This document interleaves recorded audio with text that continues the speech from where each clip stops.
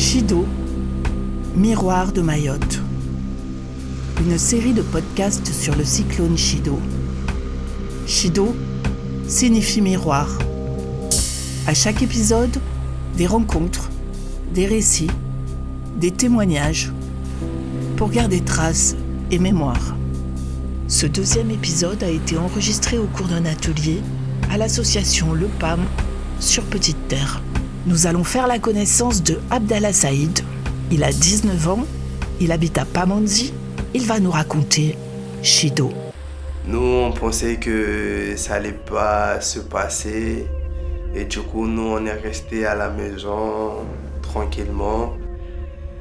Et nous, on habite dans une maison en tôle. Du coup, on pensait qu'il passait la nuit, mais en fait, non. Ça s'est passé le matin. Et nous, on s'est endormi jusqu'à le matin. C'est là que mon petit frère m'a réveillé pour me dire que voilà, le cyclone est arrivé. Et quand je me réveille, je sors, je vois les bouts de tôle, les maisons qui se cassent et tout. Moi, je me dis comme ça que ouais, notre maison va tenir.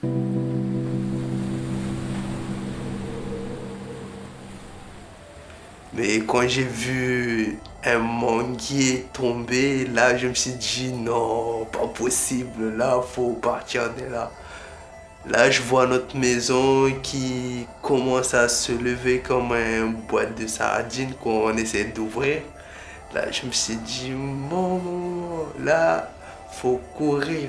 Mais quand on regarde dehors, il y a le vent qui souffle fort. Du coup, on s'est dit qu'on allait chez le voisin. Là, on a commencé à faire nos missions, à se placer, à voir le chemin jusqu'à arriver chez le voisin. Ça, c'est là on s'est dit que ouais, c'est bon et tout. Mais là, ça a commencé à être encore plus fort. Du coup, on était chez le voisin, mais après, il y a un poteau qui est tombé dans le mur du voisin. Il a fait tomber le mur. Mais après, il y a le vent qui tapait fortement la porte. Et on avait peur, on avait trop peur. Ça a commencé à diminuer. Et c'est là qu'on est sorti à regarder comment c'était dehors et tout. C'était tout ravagé, il n'y avait plus rien qui restait.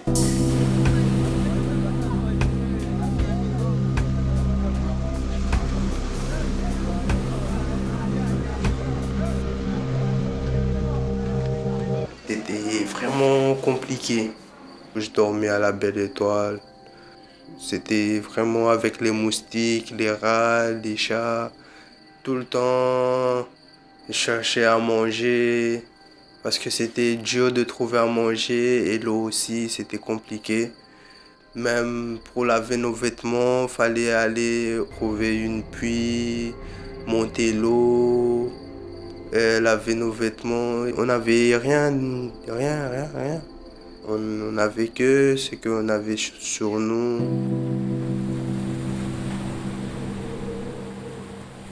Mais après aussi, on n'avait pas trop confiance. On pensait que le truc allait revenir encore. Du coup, c'était vraiment... Et ça nous a marqué complètement le Chido.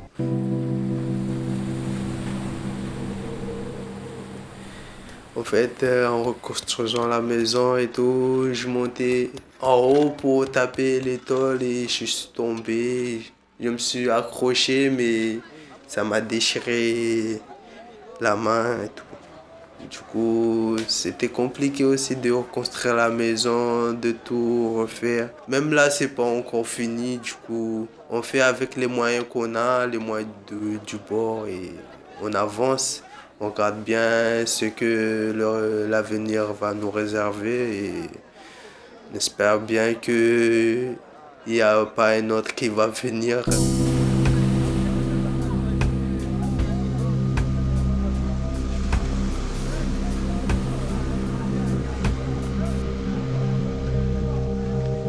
c'est une mauvaise chose, mais après, c'est une bonne chose pour nous parce que c'est un truc qui nous a fait voir partout dans le monde et c'est quelque chose qui va nous faire reconstruire et nous faire développer encore plus.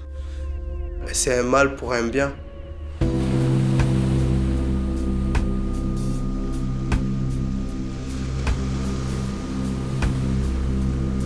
Le cyclone Chido a bouleversé Mayotte. Au-delà des dégâts matériels, il a marqué les cœurs et les mémoires. Ces histoires vécues, ces récits de vie, sont là pour ne pas oublier, pour comprendre, pour reconstruire. Bonjour, je m'appelle Bakarlina, j'ai 18 ans et je suis service civique en accompagnement scolaire.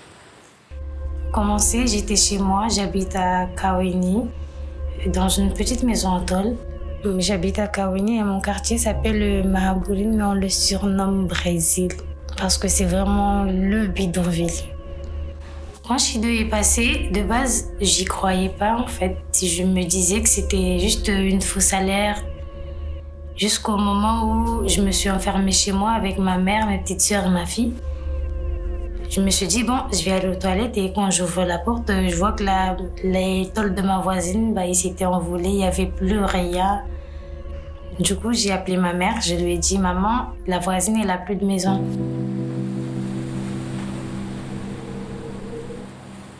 Elle m'a dit, comment ça, la voisine, elle n'a plus de maison? J'ai ouvert la porte, je lui ai montré. Elle m'a dit, venez, préparez-vous, on va sortir. Mais mon petit frère, il avait trop peur de sortir, du coup, j'ai décidé de rester avec lui. Ma mère m'a dit, d'accord, mais je reviendrai sûrement vous chercher dans pas longtemps. Du coup, il est sorti, elle, mes deux petits frères et sœurs et ma fille, pour trouver un endroit où se cacher parce qu'on n'avait nulle part où aller. Du coup, il est sorti, elle a trouvé une petite cave, je sais pas vraiment c'est la maison de qui ou qui, mais il y avait une petite cave. Et elle a laissé mes petits frères et ma fille avec une dame qui était là et elle est venue nous récupérer.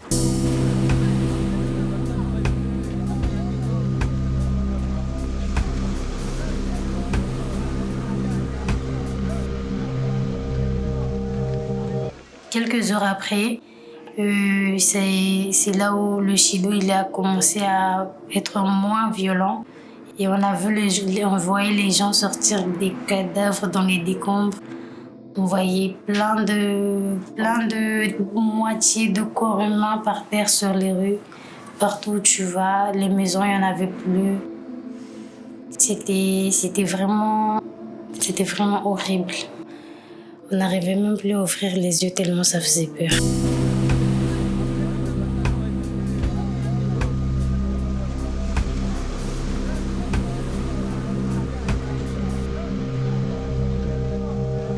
Ça a été un choc pour tout le monde.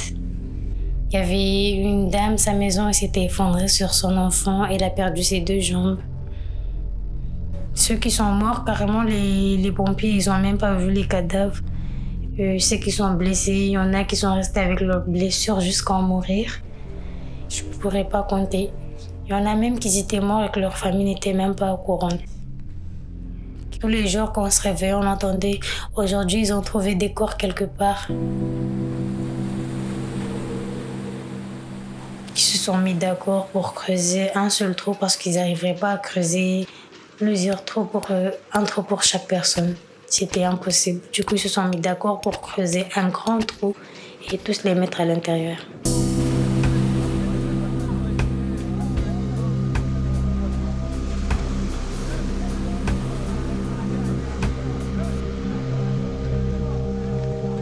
C'était horrible à voir. Il y en a qui en faisaient des cauchemars. Le matin, ils étaient en train de raconter. Oui, j'ai vu ça. On était horrifiés. Je sais, je pourrais pas vraiment dire ce que j'ai ressenti, mais j'étais perdue. Je me disais que j'étais sûrement en train de rêver, que c'était pas réel. Toutes les maisons en tôle qu'il y avait, il y en avait plus. Du coup, il y a vraiment beaucoup d'arbres autour de nous et quand Chido est passé, il y en avait plus. Dès que Chido est passé, les gens ils ont commencé déjà à essayer de reconstruire ce qu'ils pouvaient reconstruire. C'est au bout de 3-4 mois que les médecins ils ont commencé à venir dans mon quartier. L'aide est arrivée, oui, mais pas au bon moment. C'est quand tout le monde s'était vraiment débrouillé pour avoir tout qu'ils se sont ramenés avec leurs aides. Ils venaient, mais ils ne venaient pas voir tout le monde. Ils choisissaient qui voir. Ils choisissaient les gens qu'ils connaissaient et ils leur appelaient, leur disaient « Venez, on est tel endroit. Si tu as de la connaissance, ramène aussi. » Mais ce n'est pas autorisé à tout le monde.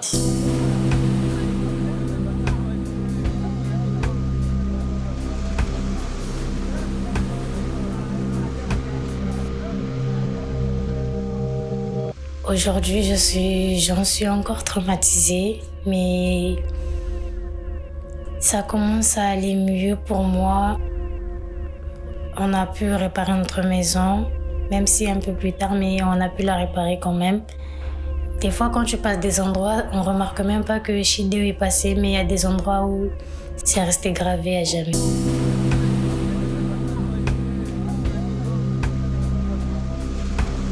Nous allons maintenant rencontrer Djanfar Soulaïmana.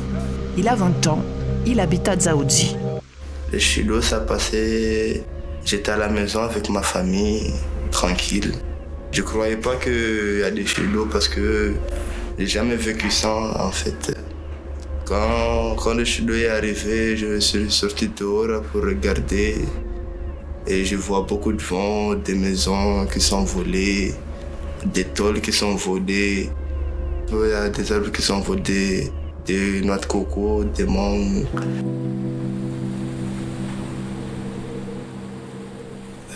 Ça m'a traumatisé parce que moi, j'ai jamais vécu ça en fait dans ma vie. Parce que le lendemain, j'ai entendu qu'il y a beaucoup de morts, beaucoup de blessés, des gens qui dormaient dans la rue. Il n'y avait pas d'endroit pour dormir. Et en fait, le jour au lendemain, la vie, ça va basculer en fait. En fait, quand je suis sorti, j'ai vu des blessés et j'ai attendu des morts, mais pas dans mon quartier, mais à la vigie, à Setam, il y avait des morts et ça m'a trop traumatisé.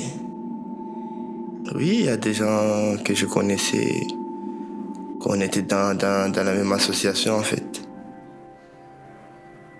Et il est mort et il y a une personne que je connais aussi qui était blessée. J'ai appelé le secours parce qu'il y avait des grandes personnes qui étaient juste à côté. Parce que moi tout seul, j'arrivais pas à le prendre, l'entretenir quoi. J'arrivais pas moi tout seul. Du coup, j'ai appelé les grands du quartier qui étaient juste à côté et se sont occupés de lui. Parce que moi quand je suis sorti dehors, j'ai rien vu. Dans la misère quoi, y a rien. Même les noix de coco, même les mangues qui étaient là, j'ai rien vu. C'est pour ça que ça m'a choqué quoi. Il y avait beaucoup de blessés. Même le paysage est changé.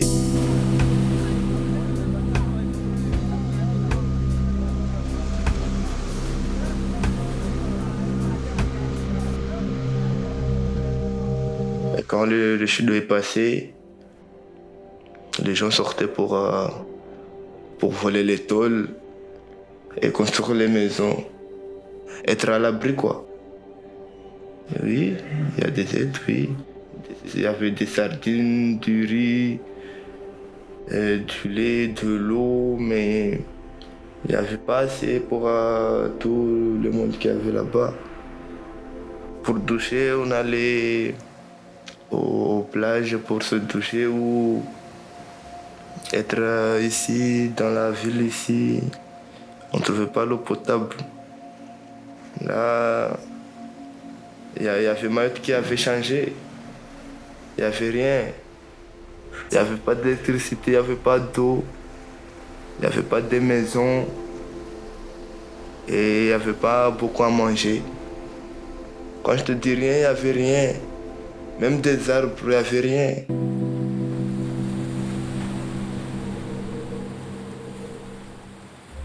Et ça m'a fait quelque chose parce que j'ai senti de la douleur en fait. Parce que moi, j'étais pas normal en fait. Mais moi, même aujourd'hui, ça m'a choqué parce que moi, j'ai jamais vécu ça.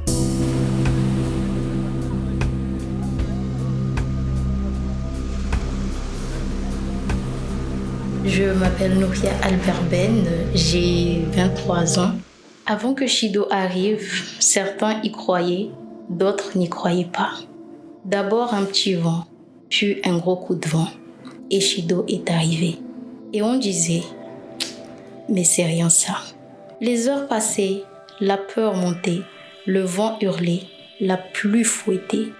Les toits s'envolaient, l'eau s'invitait dans nos maisons, et on passait. Basse, c'est la fin. Alors on a prié, en espérant que ça s'arrête. Ceux qui étaient en conflit ont laissé tomber leur querelle. C'était le moment d'être soudés. Après des heures, le vent s'est apaisé et on s'est dit, nous sommes des survivants. Malgré les dégâts, on va se relever, reconstruire notre île, reconstruire Mayotte. Aujourd'hui, Shido, tu n'es plus qu'un souvenir et nous, un avenir. Shido, Miroir de Mayotte, une production Sizigambis Les 7 Portes, avec la participation de France Télévisions, Outre-mer la première et Mayotte la première, avec le soutien de la Fondation de France, du ministère des Outre-mer, de la Cité éducative et de la communauté de communes de Petite Terre. Merci d'avoir partagé ce moment avec nous. Shido, Miroir de Mayotte, revient en 2026 avec de nouveaux récits à partager.